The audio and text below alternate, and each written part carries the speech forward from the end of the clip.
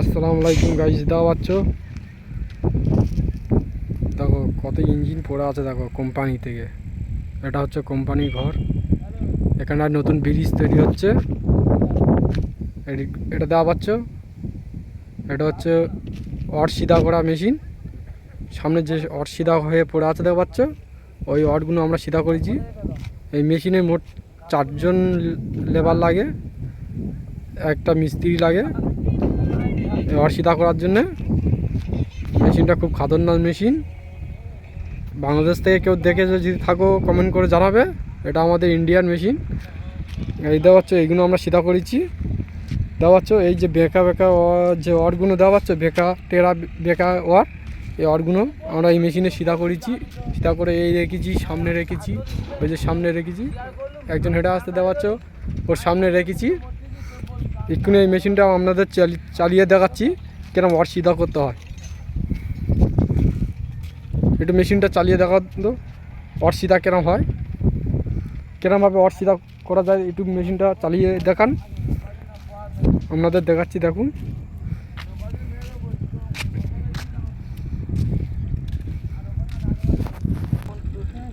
Guys, দেখা পাচ্ছ এটা হচ্ছে সেই মেশিনের হ্যান্ডেল। আপনাদের অট সিধা করে দেখাবো। এটা টাইট দিতে হবে। প্রথমে এটা টাইট মারতে হবে। প্রথমে এখানটা এই যে 4টে সুই দাবাচ্ছ, সেই সুইয়ের মধ্যে এটা ব্যাক, এটা আগে, ঠিক আছে। এটা আগে এটা টিউবলে আগে যায়, এটা টিউবলে পিছে আসে, ঠিক আছে, পিছের দিকে যায়। এইটা হচ্ছে কন্ট্রোল, এইটা টিউবলে আগে যাবে। দেখুন অটটা কীরকম কাটা হয়, দেখুন অটটা কেমনভাবে সিধা করা হয়। আপনারা দেখে থাকুন অটটা কেমনভাবে সিধা করা হয়। কেটে দিল,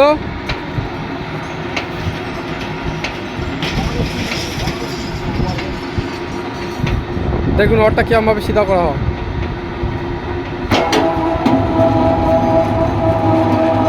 দেখতে পাচ্ছ সিধা হয়ে হয়ে চলে যাচ্ছে। দেখো